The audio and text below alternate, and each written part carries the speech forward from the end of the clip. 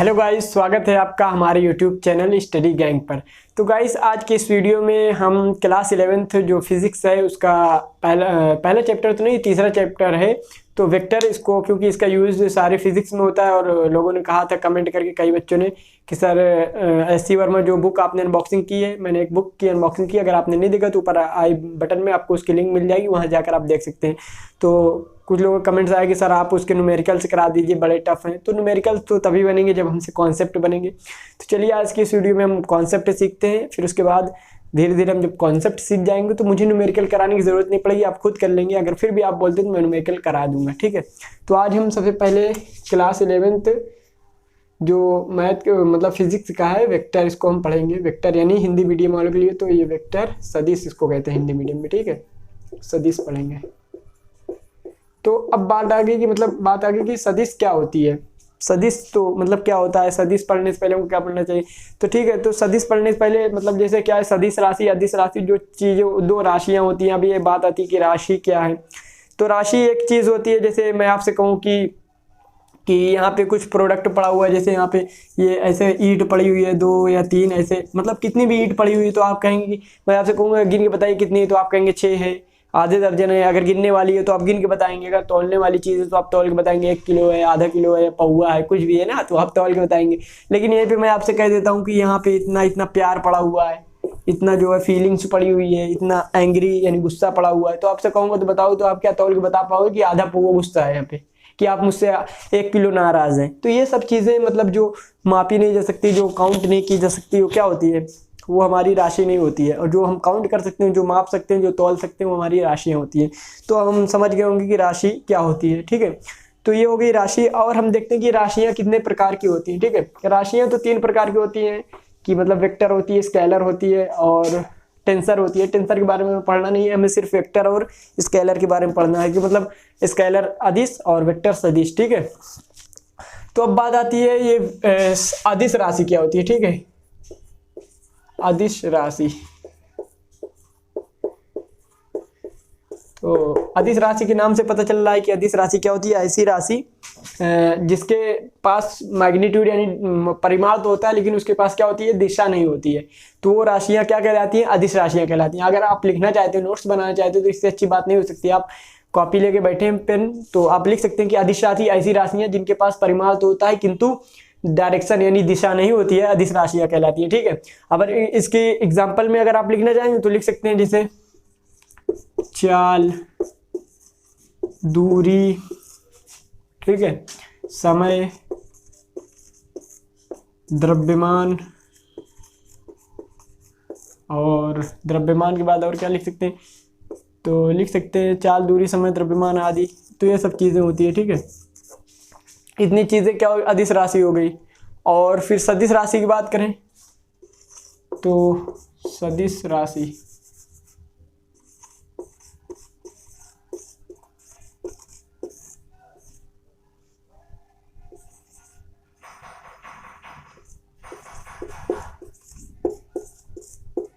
ठीक है, सदिश राशि तो ऐसी राशियां जिनमें क्या होती है, डायरेक्शन के साथ यानी कि मैग्नीट्यूड यानी द्रव्यमान के साथ क्या होती है, उसके परिमाण के साथ साथ उसके दिशा की भी, सॉरी द्रव्यमान मैंने कह दिया, मतलब ऐसी राशि जिसमें परिमाण के साथ साथ दिशा की भी आवश्यकता होती है, वो राशियां हमारी क्या कहलाती है, सदिश राशियां कहलाती हैं। ऐसी राशियां जिनमें परिमाण के साथ साथ में दिशा की भी आवश्यकता होती है, ऐसी राशियां हमारी क्या कहलाती है, हमारी सदिश राशियां कहलाती हैं। अब आप कहेंगे सर एग्जाम्पल कैसे क्या होता है, तो परिभाषा तो किताबों में भी लिखी रहती है, हम पढ़ सकते हैं। लेकिन क्या है कि जैसे सदिश राशि है, इसको कैसे हम जानेंगे कि सदिश है।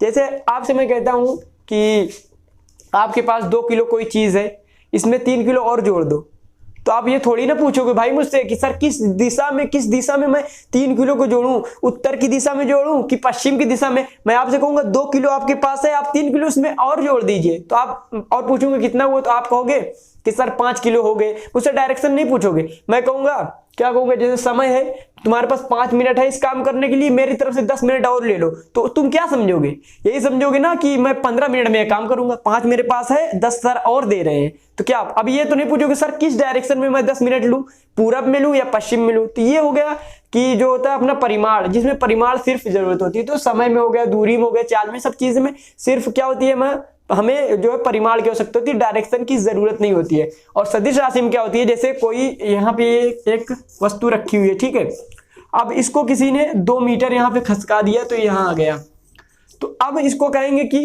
जैसे अब कहा गया अगर ये 2 मीटर विस्थापित हो गई, तो अब किधर विस्थापित हुई भाई, ये बताना पड़ेगा ना कि यहाँ से ये इस डायरेक्शन में इतनी विस्थापित हुई है। अब अगर आप कहेंगे 2 मीटर विस्थापित हो गई, किधर विस्थापित हुई, तो इसमें आपको डायरेक्शन बताना, तो इधर हुई, किधर हुई, क्या ऊपर हुई या इधर हुई, तो आपको डायरेक्शन भी बताना पड़ेगा, ठीक है, तो दिशा भी बतानी पड़ेगी। तो ऐसी राशियां हमें क्या कहलाती हैं, सदिश राशियां कहलाती हैं। तो इसका एग्जांपल लिखना चाहें तो हम लिख सकते हैं वेग लिख सकते हैं, और बल लिख सकते हैं,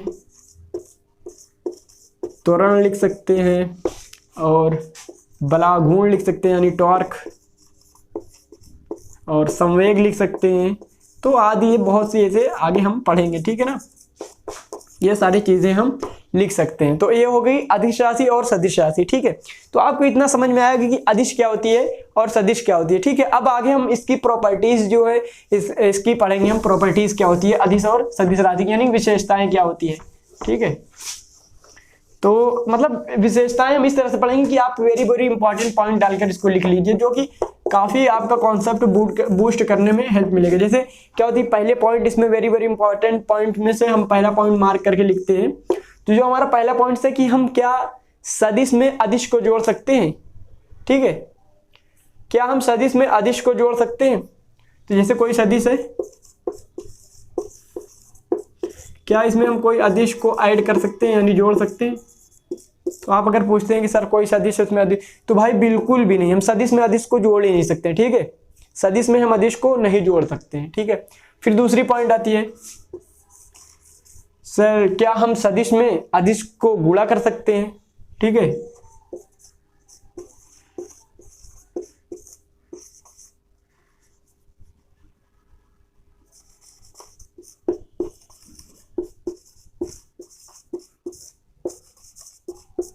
तो आप ऐसे लिख सकते हैं सदिश में अदिश का गुणा, ठीक है। तो इसके बारे में दो चीजें हैं, सदिश में अदिश का गुणा तो हम कर सकते हैं, ठीक है, सदिश में अदिश का गुणा हम कर सकते हैं, ठीक है। जैसे अब इसके लिए आपको एक चीज पहले और सीखना पड़ेगी, मुझे इससे पहले इंपॉर्टेंट पॉइंट से पहले आपको बताना चाहिए था कि सदिश को मतलब निरूपित कैसे करते हैं, इसका नोटेशन कैसे होता है सदिश का। जैसे सदिश लिखा हुआ है कि वेक्टर ए है, यानी सदिश को बोलते हैं, तो वेक्टर ए को लिखना हुआ तो हम कोई वेक्टर है तो इसको हम या तो ऐसे लिख लेंगे, या तो हम इसको ऐसे लिख लेंगे, या तो फिर वेक्टर भी हो तो ऐसे लिख लेंगे, ठीक है। तो इस तरह से हम वेक्टर को नोटेशन होता है, इसको हम इस तरह से निरूपित करते हैं, ठीक है। तो जैसे ये वेक्टर हो गया तो इसकी डायरेक्शन ये हो गई, और ये एक वेक्टर ये हो गया, सपोज करिए बी है और ये ए वेक्टर है, ठीक है। तो ये वेक्टर है जिसकी डायरेक्शन इधर है, वेक्टर बी है इसकी डायरेक्शन इधर है, इस तरह से इसको वेक्टर को हम मतलब निरूपित करते हैं।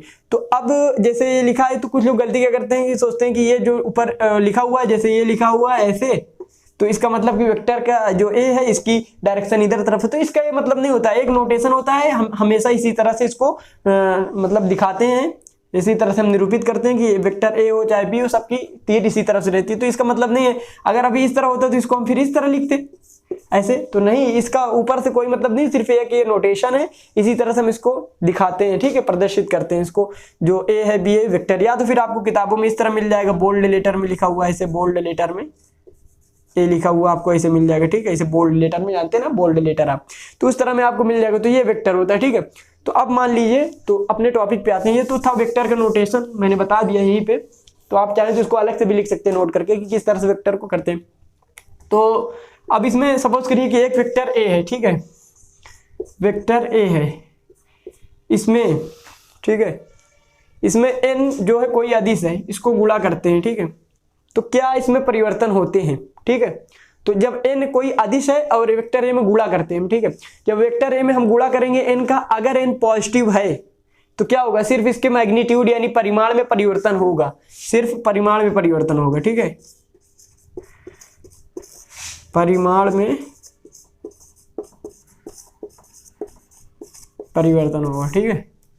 अगर इफ यानी लिख देंगे यदि एन क्या है, एन पॉजिटिव है यानी धनात्मक है एन, ठीक है, एन धनात्मक है तो सिर्फ परिमाण में परिवर्तन होगा, समझ रहे हैं ना आप, एन कैसे होगा अभी मैं बताता हूं बाद में। अगर एन निगेटिव है तो परिमाण में तो होगा ही होगा,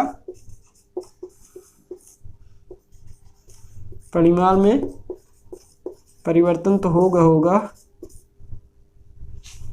और दिशा में भी परिवर्तन होगा।